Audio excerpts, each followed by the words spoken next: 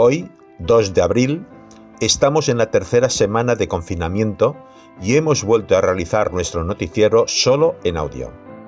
Seguiremos así mientras dure esta situación excepcional y llamamos a la gente a que sea solidaria y no salga a la calle, salvo lo imprescindible. Así, menos enfermedad y menos contaminación. Te ofrecemos nuevamente comentarios rebeldes sobre las noticias que están en la mesa de redacción.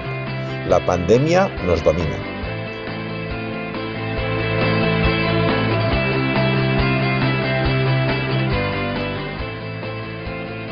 Todas las tardes a las 20 horas se repite la escena, cada vez más numerosa, la gente saliendo a las ventanas, balcones y portales a aplaudir durante unos minutos en homenaje a todos los que están trabajando para luchar contra el coronavirus, personal sanitario, de emergencias, de cuidados, comerciales, etc.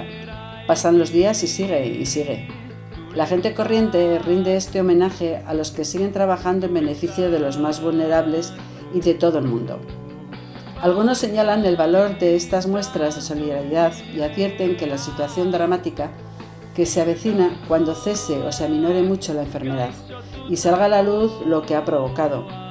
Miles de muertos, cientos de miles de parados, una situación nueva que no hemos vivido nunca, salvo las generaciones más mayores que vivieron guerras y posguerras.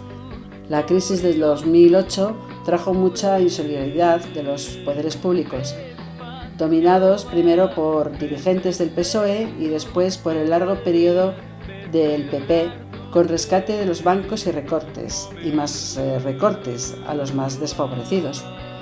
Ahora se nota la diferencia, en primer lugar porque la pandemia no diferencia ni edad, ni posición social, ni territorios, y en segundo lugar porque el gobierno es distinto.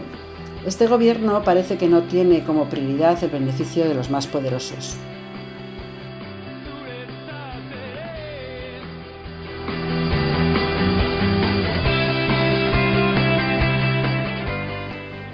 El Gobierno ha dado luz verde a un nuevo paquete de medidas para ayudar a autónomos, inquilinos vulnerables y empleadas del hogar. Complementa todas las que se han ido aprobando en las semanas anteriores, ha dicho este martes la ministra de Hacienda y portavoz del Gobierno, María Jesús Montero, en la rueda de prensa posterior al Consejo de Ministros. Nuestro compromiso es que nadie se quede atrás, ha agregado. Ya a mediados de marzo, el Gobierno de Coalición Progresista anunció un plan de choque para hacer frente al desafío sanitario y económico sin precedentes que supone la pandemia del coronavirus. Este paquete significa una inyección de liquidez de 200.000 millones de euros, cerca del 20% del PIB, para sostener la economía y permitir que una vez pasada la emergencia, la recuperación sea una V y no una L. Es decir, para que el sistema vuelva a crecer rápido desde el punto en el que se había quedado antes de su paralización por el virus. Las principales medidas aprobadas son: alquileres. Se suspenden los desahucios por alquiler para las personas vulnerables durante 6 meses y se aprueba una prórroga de la misma duración para los contratos que estén a punto de vencer. Para el mismo colectivo se concederán microcréditos estatales al 0% y sin comisión, a devolver en un plazo de 6 años ampliable a 10. El vicepresidente de Derechos Sociales, Pablo Iglesias, ha asegurado que las condiciones de vulnerabilidad son amplias, ya que, por ejemplo, pueden acogerse a estas ayudas ciudadanos afectados por ERTE, reducciones de jornada, caída de ingresos, etc. Además, el Gobierno asegurará que los pequeños propietarios perciban íntegramente las rentas, mientras que los grandes propietarios y fondos buitre deberán asumir parte del impacto efectuando quitas o reestructurando el alquiler. Prohibición de corte de suministros. Los cortes energéticos y de agua en la vivienda habitual estarán prohibidos para el conjunto de la población mientras esté en vigor el estado de alarma.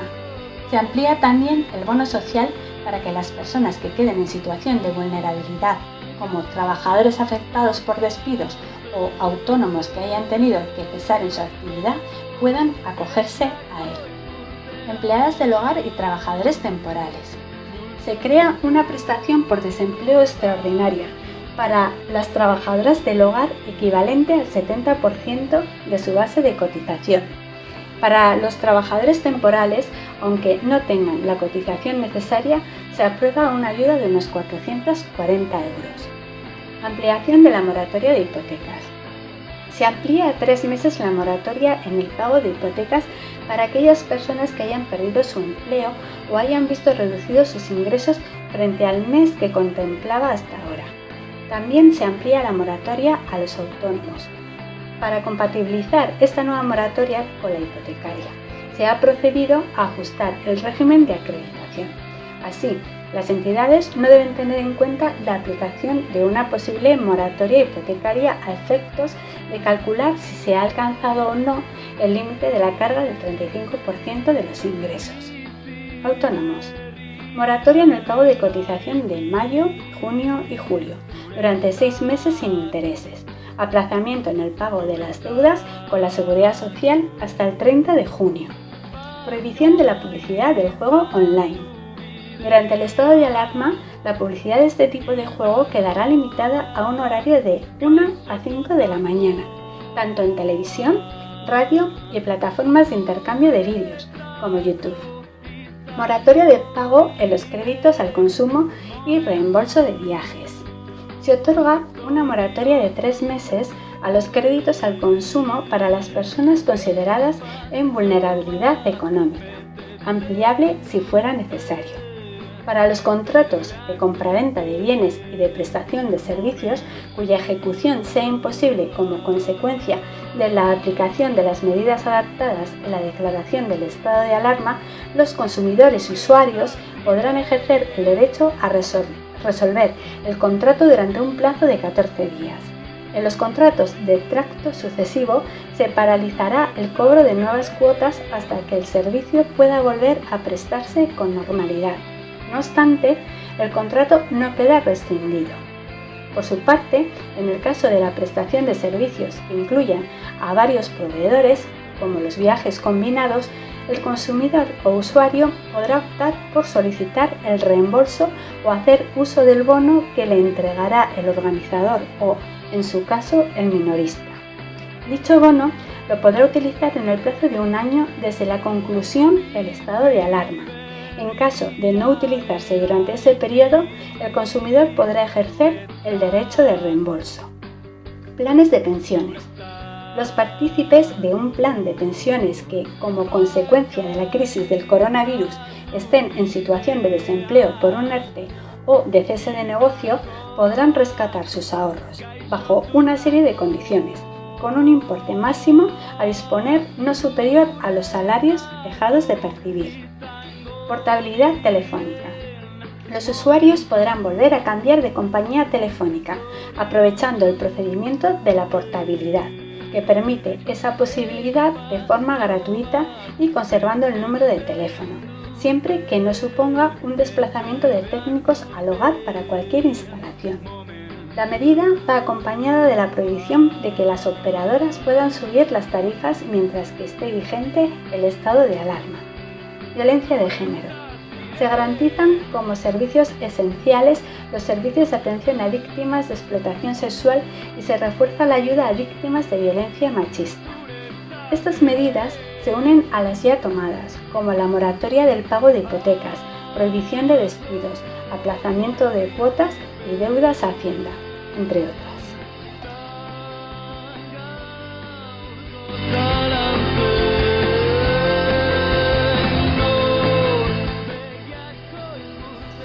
El periódico El País, a toda página en portada, ha mencionado que los bancos Santander y el BBVA, además de unas pocas empresas, han creado un fondo para donar a la lucha contra el coronavirus.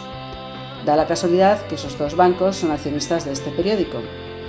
El multimillonario Amancio, el que confecciona las prendas de ropa que luego vende en Zara con trabajo infantil en Asia, hace otra donación altruista a la sanidad española. Y al mismo tiempo se ahorra 600 millones de euros por ingeniería fiscal. La noticia de que Inditex donará 300.000 mascarillas a la sanidad pública y que pondrá la logística de la multinacional al mismo cometido ha venido acompañada días después del anuncio de un posible ERTE a 45.000 personas. Dos anuncios contrapuestos que invitan a muchas críticas, sobre todo a aquellos que tienen negocios y deudas con Hacienda por la crisis. Se les ve el plumero.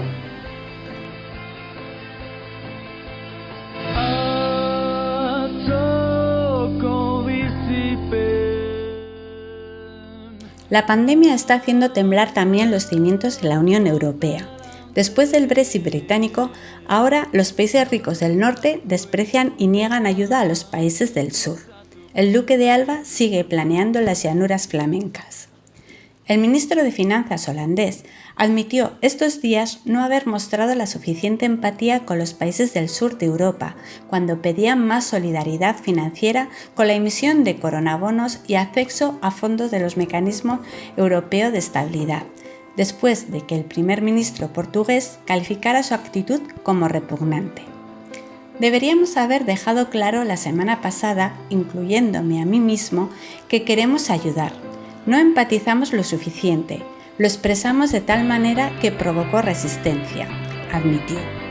Sin embargo, el ministro holandés sigue sin considerar un buen momento para tener un debate europeo sobre la financiación conjunta de la deuda a través de los coronabonos, porque estos proporcionan más riesgo en lugar de menos, y eso es un error en este momento. Repugnante, mezquino y contrario al discurso de la Unión Europea. Así de contundente fue el primer ministro de Portugal, el socialista António Costa, al calificar el viernes el controvertido discurso del ministro de Economía de Holanda sobre España e Italia y el coronavirus. En una rueda de prensa posterior a la reunión del Consejo Europeo Extraordinario que se celebró el jueves y en el que se plantaron Pedro Sánchez y el primer ministro italiano Conte, el holandés dijo que Bruselas debía investigar a países como España por no tener margen presupuestario para luchar contra el coronavirus, pese a que la zona euro creció en los últimos 7 años. Esos comentarios y la postura seguida por Holanda durante esta crisis propiciaron las duras declaraciones de Costa.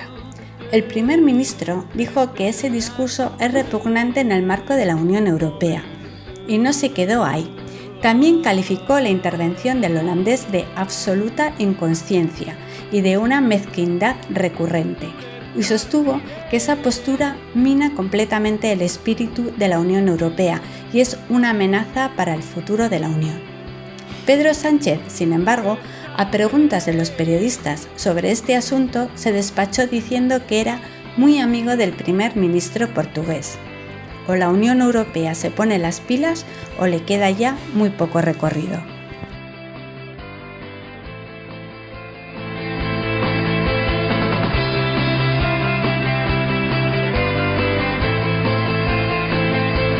La historia es una fuente constante de lecciones de las que no aprendemos.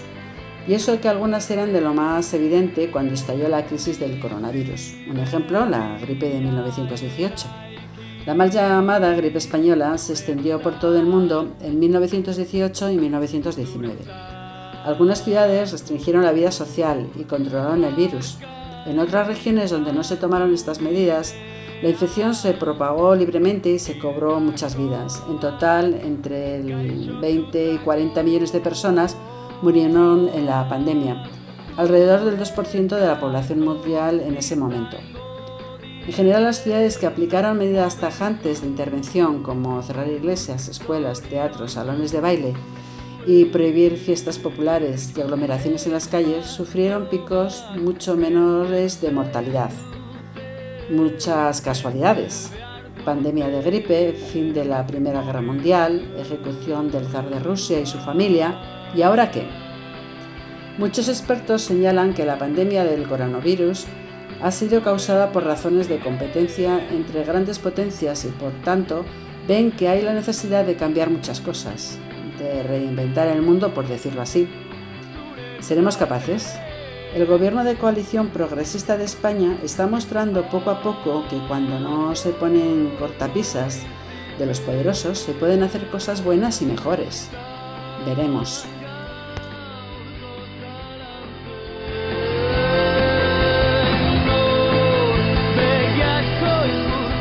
Algunos medios de comunicación insisten mucho en la insolidaridad de algunas personas individuales, que si no observan rigurosamente las medidas de confinamiento, que si se dejan llevar por pánicos injustificados, pero comprensibles, y cosas así. Por eso es peccata minuta de gente que nunca hemos vivido una situación tan rigurosa y estresante. Lo verdaderamente insolidario es, por ejemplo, lo que hace la Iglesia Católica, que no suelta locales ni medios para ponerlos al servicio de la sanidad pública y de la situación de emergencia. Se levantan muchas voces exigiendo que se quite de la declaración de la renta la casilla de ayuda a la Iglesia, o que se acabe eso de no cobrarles los impuestos, como el IBI. Hay alguna gente, muy poquita, que aprovecha para intentar subir precios, pero se les pilla enseguida. Se tiene miedo a lo desconocido, a la pandemia, pero no a los conocidos, las instituciones financieras y religiosas que no se retratan.